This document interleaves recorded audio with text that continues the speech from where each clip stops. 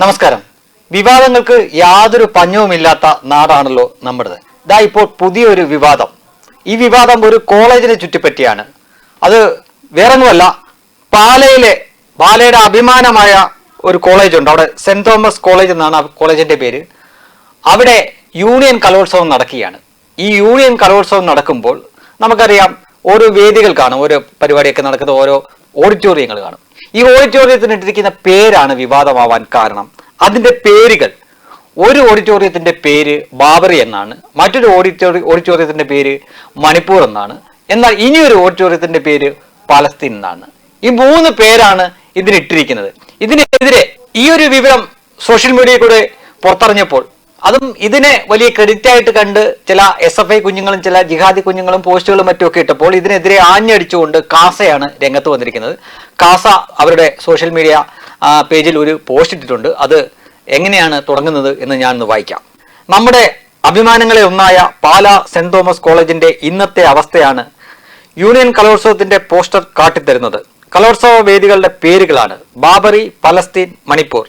പേരുകൾ കേൾക്കുമ്പോൾ തന്നെ ആരാണ് അതിന് നേതൃത്വം കൊടുക്കുന്നതെന്ന് ഊഹിക്കാം. ഒരു കാലത്ത് കേരള കോൺഗ്രസ് മാണി വിഭാഗത്തിന്റെ ഉറച്ച കോട്ടയായിരുന്നു ഈ കോളേജിൽ. SFI എന്ന് പേര് ഉച്ചരിച്ചാൽ അടിയായിരുന്നു.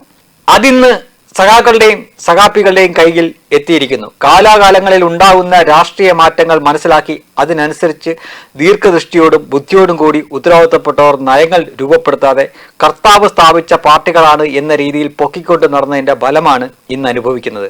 ഇതൊക്കെ വെറും സാമ്പിളുകൾ മാത്രമാണ്. യഥാർത്ഥ ഫലം പുറകെ വരാനിരിക്കുന്നതേയുള്ളൂ. ഇപ്പോഴും തലയിൽ വെളിച്ചം കയറാത്തവർക്ക് കീഴിൽ ക്രിസ്ത്യൻ യുവജന സംഘടനകളെ നയിക്കേണ്ട ഇങ്ങനെ പോകുന്നു ഈ കാസയുടെ പോസ്റ്റ്. അതൊരു വലിയ നീണ്ട പോസ്റ്റാണ്. പക്ഷേ സംഗതി എന്തായാലും വിവാദമായിട്ടാണ്. ഈ കലോത്സവങ്ങൾ എന്നൊക്കെ പറയുമ്പോൾ കുട്ടികളുടെ സർഗാത്മകമായിട്ടുള്ള കഴിവുകളും മറ്റുമൊക്കെ പ്രകടിപ്പിക്കേണ്ട സ്ഥലമാണ്.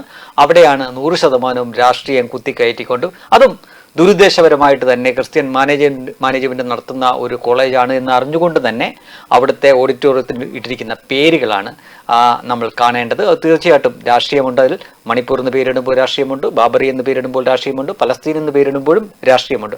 അങ്ങനെ വ്യക്തമായും രാഷ്ട്രീയ ഉദ്ദേശത്തോട് കൂടിയിട്ടിരിക്കുന്ന പേരാണ് ഇത്.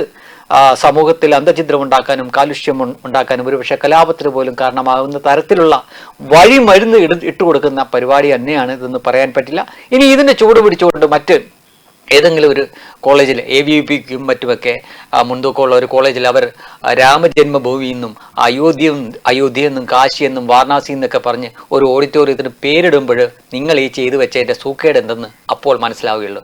അന്നേരം നിന്നിട്ട് അയ്യോ ഫാസിസം വന്നേ, സംഘി ഫാസിസം വന്നേ, അതാണ് ഇതാണ് എന്ന് കിടന്ന് നിലവിളിച്ചിട്ട് ഒരു കാര്യവുമില്ല. ചെയ്തു വെക്കുന്നതെല്ലാം, തുടക്കമിടുന്നതെല്ലാം നിങ്ങളാണ്, അവസാനം വാങ്ങിക്കൂട്ടുന്നതും നിങ്ങളാണ്. അത് ഓർത്താൽ നന്ന്.